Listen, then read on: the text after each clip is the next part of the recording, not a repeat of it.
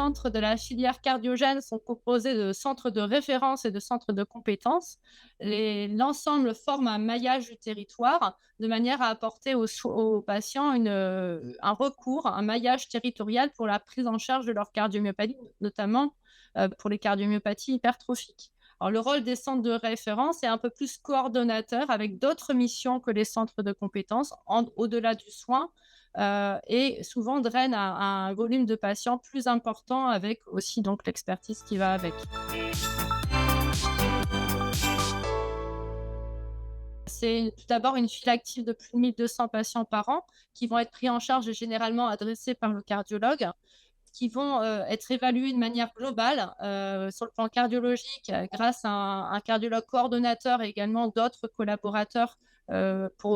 qui également prennent en charge le patient pour avoir une évaluation étiologique, également génétique avec des généticiens, des conseillers en génétique et une évaluation à la fois en éducation thérapeutique, un support psychologique, donc une prise en charge vraiment globale. Et tout ça va être financé par une dotation annuelle qui est financée à la fois par l'hôpital, mais également par la DGOS au niveau ministériel, par la labellisation.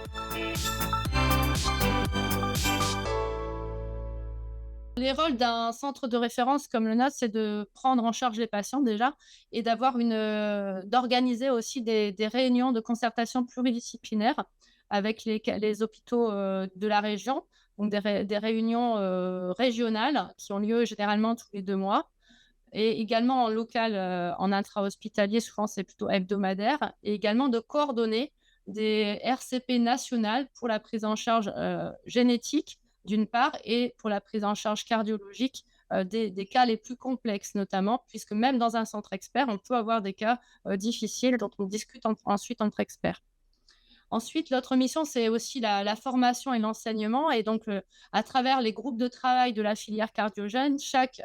coordonnateur de centre de référence, mais également les centres de compétences, participe plus ou moins activement à l'élaboration de brochures, de consensus d'experts, de documents, de vidéos à travers la filière cardiogène.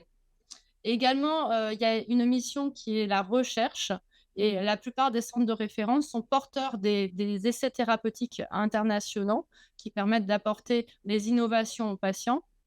de participer également à des projets de recherche institutionnels qui peuvent être multicentrés comme des PHRC et collectent les données à travers des bases de données et des registres de manière à améliorer la compréhension des maladies et avoir une recherche à la fois transversale et fondamentale pour la prise en charge.